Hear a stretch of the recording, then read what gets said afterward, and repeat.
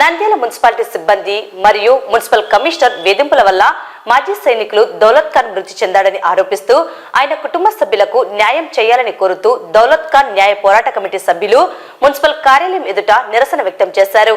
ముందుగా ఏఎస్పీని కలిసి ఫిర్యాదు చేయడం జరిగింది. ఈ ప్రదర్శనలో దౌలత్ ఖాన్ న్యాయ పోరాట కమిటీ సభ్యులు అబ్దుల్ సమ్మద్ మస్తాన్వలి మాట్లాడుతూ నంద్యాల మున్సిపాలిటీ రాష్ట్రంలోనే అవినీతి మున్సిపాలిటీలలో మొదటి స్థానంలో ఉందని, వీరి అవినీతి వల్ల కార్గిల్ వీరుడు మాజీ సైనికులు దౌలత్ ఖాన్ మృతి చెందారని, ఆయన కుటుంబాన్ని ప్రభుత్వం ఆదుకోవాలని తెలిపారు. మంత్రి ఫరూక్ వెంటనే స్పందించి దౌలత్ ఖాన్ మృతికి కారణమైన మున్సిపల్ సిబ్బందిపై చర్యలు తీసుకోవాలని డిమాండ్ చేశారు.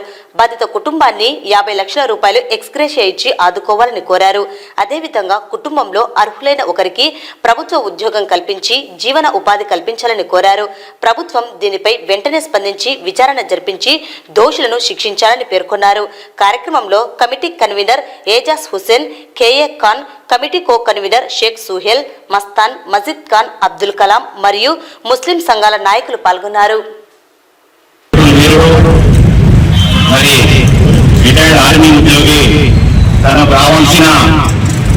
ఏదైతే హౌస్ ట్యాక్స్ ఎగ్జామ్షన్ గురించి గత 6 నెలల నుంచి వారు, వారి కుటుంబం, వారి బిడ్డలతో సహా పలుమార్లు మున్సిపాలిటీని సందర్శించి రిక్వెస్ట్ చేసినప్పటికీ, అదేవిధంగా మున్సిపల్ కౌన్సిల్లో ఈ ఎగ్జామ్షన్ ఆమోదం పొందినప్పటికీ వారు ఆ exemption letter, tax exemption letter వారి చేతికి ఇవ్వకుండా నానా రకాలుగా ఇబ్బందులు గురి చేసి లాస్ట్ శుక్రవారం రోజు వారు వారి బిడ్డలతో సహా ఆ రోజు తర్వాత సెలవులు ఉన్నాయని తీవ్ర ఆందోళనతో ఆఫీస్లో మధ్యాహ్నం భోజనం చేయకుండా కూడా అక్కడ అందరినీ వేడుకోవడం, ఆ వేడుకోవడంలో కొంతమంది మున్సిపల్ అధికారులు వారిని మనం చెప్పాలని భాషలో దుర్భాషలాడి చాలా తీవ్ర మనోవేదనకు పోయి వారు అక్కడే గుండెపోటుతో చనిపోవడం చాలా బాధాకరమైన విషయం. 3 ప్రధానమైన డిమాండ్లు మనం నెరవేర్చి ప్రభుత్వం దీనికి సరైన చర్యలు తీసుకుంటే చాలా బాగుంటుంది. లేనిచో ఇక్కడికి ఇది రాదు. ఇందాక మిత్రులు చెప్పినట్టు ఇది ఆరంభం మాత్రమే. ఇది ఇంకా ప్రజల్లోకి పోలేదు కాబట్టి చాలా తక్కువ సంఖ్యలోనే మేము ఇక్కడ జమ ఈ నిరసన ముందు ప్రజలకు ఈ మెసేజ్ పోవాలనే ఉద్దేశంతో ఇక్కడ మేము గ్యాదర్ అయినాం. మామూలు అయితే ఈ రిటైర్డ్ ఎంప్లాయీస్ కు పన్ను రాయితీ, ఇంటి పన్ను రాయితీ అయితే ఆ పన్ను రాయితీ కోసం ఆయన మున్సిపల్ చుట్టూ 6 నెలలు తిరిగి ఆయన కాలేజ్ చెప్పగలిగిపోయిన తర్వాత అది ఇవ్వడానికి అతను ఆ మున్సిపల్ ఉద్యోగులు మాట్లాడిన తీరు, వాళ్ళు ప్రవర్తించిన తీరు అన్పార్లమెంటరీ వర్డ్స్ వల్ల ఆయన అక్కడే చూడగలిగి మరిగించాడు. అయితే మానవుడితో హృదయం ఉన్న కమిషనర్ కానీ ఆ ఉద్యోగులు కానీ ఆయన ఇండియా పోవడము, ఆయన వాళ్ళ ఖాళీ చెప్పడము, కనీసం వాళ్ళు హాస్పిటల్ తీసుకొని ముందు రాలేదు. అంటే ఇంత కఠినాత్ములు హాస్పిటల్ పోయిన తర్వాత కూడా ఏదో ఠాకూర్ సినిమాలో జరిగినట్టు ఆసుపత్రి వాళ్ళు కూడా దోచుకున్నారు. 20,000, 40,000. నీకు ఏం జరిగింది ప్రపంచం ఇంత అన్యాయానికి?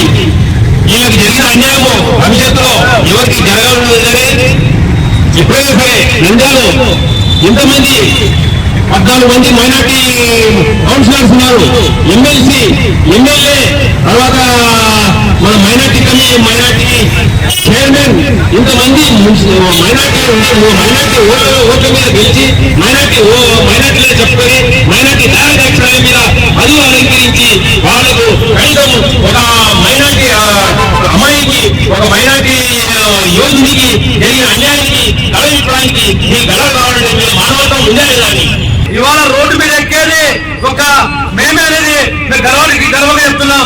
ఈరోజు ఎమ్మెల్సీ ఉన్నారు, అదేవిధంగా ఈ మన మైనార్టీ కార్మికులు ఉన్నారు. గతంలో ఈ అబ్దుల్ సలాం కుటుంబము చనిపోతే ఇదే మున్సిపల్ కార్యాలయం నుండి ఎంతో పెద్ద ఎత్తున రాష్ట్ర వ్యాప్తంగా చేశాం. కానీ ఇవాళ ఉన్న మైనార్టీలు ఏదో పరమాశలు కానీ వీళ్లకు భద్రత కల్పించడం లేదు, శాశ్వత పరిష్కారం చూపడం లేదు. మేము ఈ న్యాయ పోరాట కమిటీ తరఫున ఒక్కడే డిమాండ్ చేస్తున్నాం.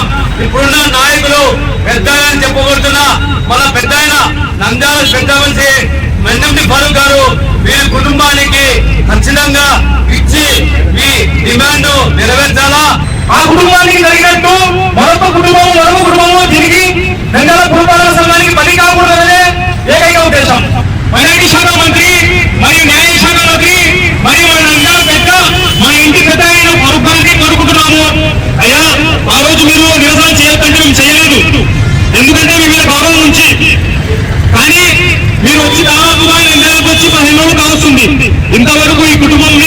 మీరు కలవలేదు, వీళ్ళ బాధ ఏమిటో తెలుసుకోలేదు. దయచేసి ఈ కుటుంబాన్ని కలవండి, వీళ్ళకి వచ్చిన ప్రాబ్లమ్స్ కనుక్కోండి, వాళ్ళకు దయచేసి మీరు న్యాయం చేయండి అని మేము డిమాండ్ చేస్తున్నాము.